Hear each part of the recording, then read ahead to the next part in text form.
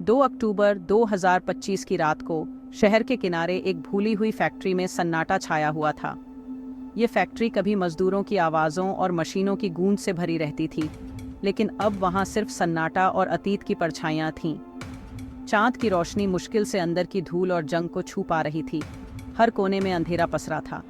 परछाइयाँ बेचैन भूतों की तरह फ्लिकरिंग कर रही थीं, जैसे दीवारें भी इस रात की गवाही दे रही हों। बीच में 3 लोग खड़े थे। रिया हाथ में बंदूक लिए, कबीर और विक्रम के सामने। हवा में तनाव महसूस किया जा सकता था, जैसे हर सांस के साथ कोई पुराना राज खुलने वाला हो। रिया की आंखें, जो कभी ब्राइट थीं, अब दर्द और रिजॉल्व से जल रही थीं। उसकी नज़रें सीधी और निडर थीं, जैसे वह अपने अतीत से लड़ने को तैयार हो। वह अब वह लड़की नहीं थी जिसे वे जानते थे, बल्कि धोखे और तकलीफ से बनी एक औरत थी। उसकी मौजूदगी में एक अजीब सी ताकत थी जो सबको चुप करा देती थी। कबीर का दिल जोर से धड़क रहा था। डिसबिलीफ और डर उसके चेहरे पर साफ दिख रहा था। वह समझ नहीं पा रहा था कि सब कुछ इतनी जल्दी कैसे बदल गया। विक्रम डर के मारे जम गया था, कुछ बोल नहीं पा रहा था। उसकी आंखों में पछतावा और घबराहट दोनों झलक रहे थे। बंदूक उन दोनों के बीच थी, सच्चाई के लिए एक साइलेंट डिमांड। ये सिर्फ एक हथियार नहीं, बल्कि उनके रिश्तों की कड़वी हकीकत का प्रतीक बन चुकी थी। रिया की आवाज़ ने आखिरकार टेंशन को तोड़ा। आज रात एक कहानी खत्म हो रही है, सच्चाई सामने आ रही है। उसकी आवाज़ में एक अजीब सी शांति थी, जैसे वह अपने फैसले से पूरी तरह संतुष्ट हो। फैक्ट्री एक कोर्टरूम बन गई और रिया जज और एग्जीक्यूशनर। हर दीवार, हर छाया इस फैसले की गवाह बन गई थी। उनकी टेंटेड लव स्टोरी का आखिरी चैप्टर लिखा जाने वाला था। इस रात के बाद कुछ भी पहले जैसा नहीं रहेगा।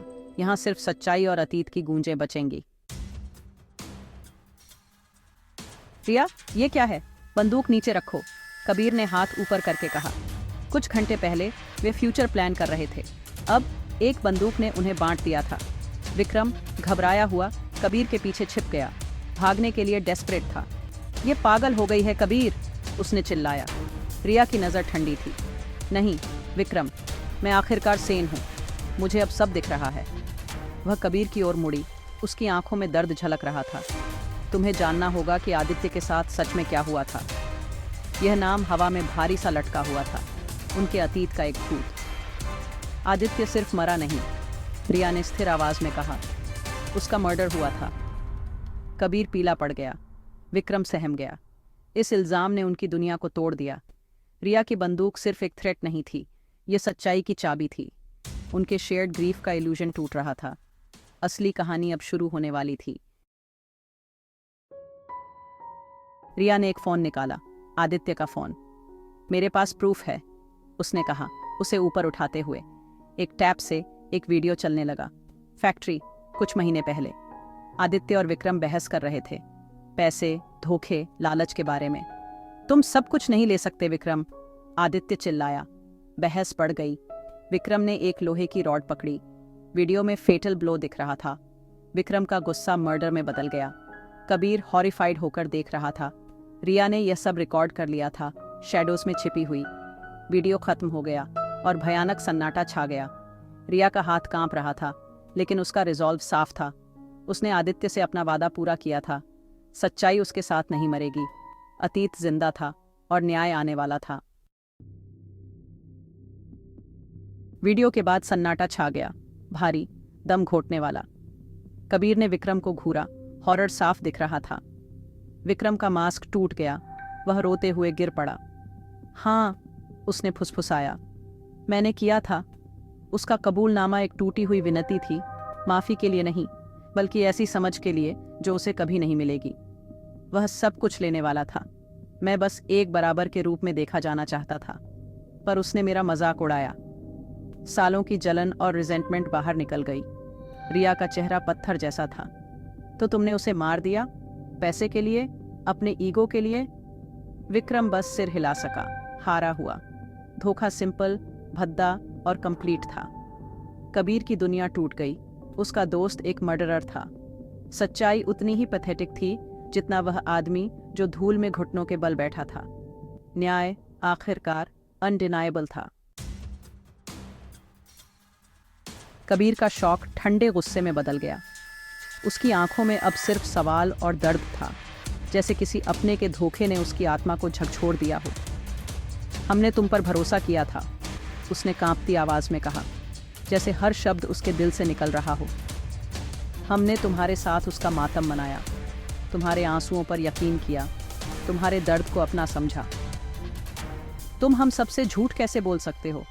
क्या तुम्हें हमारी दोस्ती का कोई मोल नहीं था? विक्रम रोया।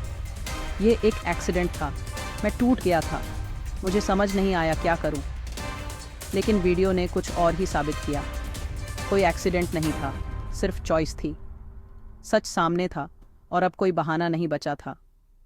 रिया आगे बढ़ी, बंदूक स्टेडी थी। उसकी आंखों में डर नहीं, सिर्फ डिटर्मिनेशन थी।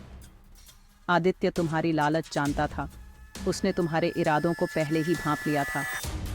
उसने मुझे सब कुछ दिया, उसके प्लान्स, उसके मैसेजेस, उसकी रिकॉर्डिंग्स। हर सबूत मेरे पास था ताकि सच कभी छुप न सके। अगर मैं गायब हो जाऊं तो विक्रम को बख्शना मत, आदित्य ने उससे कहा था। उसकी आवाज़ में डर नहीं बल्कि चेतावनी थी। यह रिया का वादा था जो पूरा हुआ, बदला नहीं बल्कि न्याय। उसने अपने दोस्त के लिए इंसाफ चुना, न कि बदले की आग। कबीर को एहसास हुआ कि आदित्य ने अपनी मौत के लिए तैयारी की थी, जैसे उसे अपने अंत का अंदेशा था। सच्चाई के साथ रिया पर भरोसा किया था। उसने रिया को अपना सबसे बड़ा राज सौंपा था। उसका रिजॉल्व लॉयल्टी था, पागलपन नहीं। उसकी नीयत साफ थी और उसका इरादा अडिग। फ़ोन आदित्य की आखिरी वसीयत थी।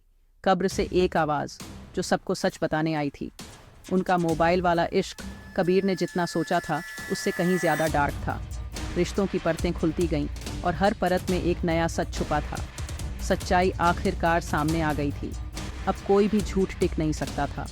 धोखे का जहर बेनकाब हो गया था।